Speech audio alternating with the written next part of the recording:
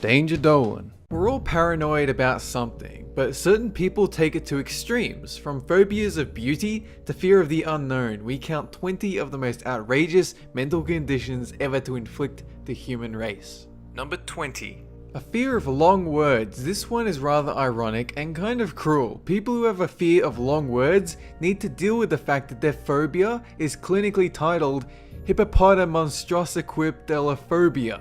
Whoever came up with the name is a bit of a jerk. Number 19. Xanthophobia. This is an irrational fear of the color yellow, which could be the sun, flowers, or buildings covered in yellow paint. It comes in varying levels of aggressiveness, but the worst kind is when you can't even hear the word yellow without having a panic attack. Number 18. Aphanphosmophobia. The fear of touching or being touched, mostly centered around humans of the opposite gender. It usually develops as a result of a sexual or physical attack, but it's been known to appear even without a trigger. If it isn't already obvious, this phobia pretty much kills any chance of intimacy. Number 17. Calignophobia. Likewise, this one is an unwarranted fear of beautiful women, usually in men young and old, although more common in those who do not have a straight orientation. It causes panic attacks, uncontrollable social problems, and a lack of attendance at beauty contests. Number 16. Coulrophobia, the infamous fear of clowns, predominantly found in small children as well as adults who may have had a questionable encounter with them in their youth. Unlike quite a few other phobias, whoever has this usually knows their phobia is irrational and unwarranted, but they still can't escape those foreboding facial features, the swollen nose, the weird color scheme, and also It by Stephen King. That didn't help. Number 15. Turophobia, the fear of cheese, usually stemming from a traumatic experience like you were once chased down the street by a psycho murderer wielding some delicious blue vein. This one can be diverse, either fear a specific type of cheese or the entire batch. It's made even worse if you also have that yellow color phobia from earlier. Number 14. Cacophobia, the fear of ugliness, but not just of people, but anything ugly or imperfect, either situation or object. It doesn't matter, either can set you off. Nobody's really sure what causes this phobia, but it likely stems from a traumatic event involving ugliness, where you're conditioned to respond to a certain stimulus, in this case, that which you perceive to be flawed or unattractive. Number 13. Ablutophobia, there's a separate fear of cleaning yourself, but this one takes it a step further. It's the inability to engage in personal hygiene because of how terrifying the experience is. You simply cannot clean yourself. You'll find this mostly in children or women, usually stemming from serious mental trauma. Number 12. Dipnophobia, the fear of dinner conversation. This is a byproduct of the larger social phobia, but more specifically targeting the chaotic and unpredictable nature of talking to people around a table. It's been speculated that Howard Hughes, famous from the Aviator film starring Leonardo DiCaprio, had this, as one scene involves him awkwardly trying to compose himself while having a dinner with a family.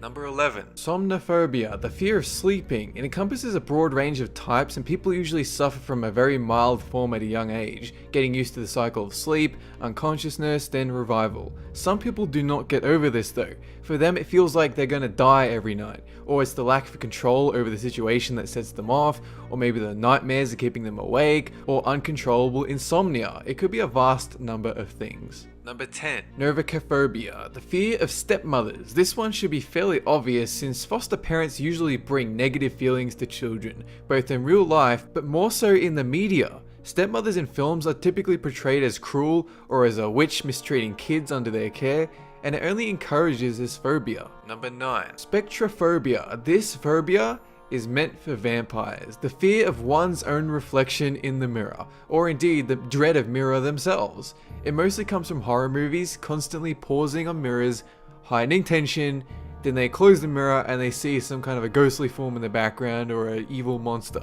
People start seeing the same thing in real life, and all of us get it from time to time, usually in the middle of the night, in an empty house, something just over your shoulder. Number 8. Gymnophobia. This is a fear of nudity, one very common these days. It refers to both the anxiety of someone seeing you naked, and likewise you seeing someone else naked, and then getting stuck with the mental image of their nakedness. The reason for this fear? the feeling of physical inadequacy, that people will point out your flaws and vulnerability, and just like George Costanza, you happen to be in the pool just before you were caught. Number 7. Hylophobia, the fear of trees, or more specifically dark foreboding woods. Like with a lot of these phobias, it got worse once mainstream media started releasing movies like Friday the 13th set in a cabin in the woods. It usually develops in children, but it carries over into adulthood, and even the mere mention of woods can set someone off. Number 6. Demonophobia, the fear of demons. This one should be fairly self-explanatory. It extends from the fear of a religious hell to physical demonic beings roaming the earth, and likewise possessions for fans of Exorcist movies. Most who have this phobia are aware demons aren't actually around, but the subconscious terror persists. Number 5. Vestiophobia, the fear of clothing and of being clothed. This one makes it difficult to operate in society, and sufferers will tend to wear the baggiest, minimalistic clothing possible, so that the least amount of material touches their skin. Some go to extremes, never leaving their homes to stay naked 24/7. These people aren't very good at strip poker. Number 4. Chorophobia, the fear of dancing, whether it be themselves dancing, being in a room of other people dancing, it's all the same unbridled tap dancing terror. Most of the time it borders more on the sufferer being uncomfortable or embarrassed than scared, since dancing is another social cue some just can't get the hang of. Number 3. Neophobia, the fear of new things or experiences. It can be mild. The unwillingness to break from routine or try new things is usually an indicator someone you know might suffer from this phobia. It's also diverse. You can also be angry, frustrated, or anxious about some new technology or revolution, and that'd make you neophobic. Number 2. Nomophobia. This one is recent and also retarded. The fear of being without mobile phone coverage. It's a phobia about losing bars on your phone screen, or running out of battery, or losing sight of your damn phone like it's the One Ring of Mordor. According to studies, nearly half of civilized humans suffer from this phobia. Number 1. Phobophobia. This is when you're afraid of phobias. When you're afraid of fear itself. Think about when you suspect a lump on your neck might be dangerous. How obsessive and panicky you get. That's phobophobia, fear of something you don't know. It's not caused by an outside source, it's simply projected from your own internal sentiment. Your own fears projected onto an object or a thing. That is it for this countdown. Have a good one.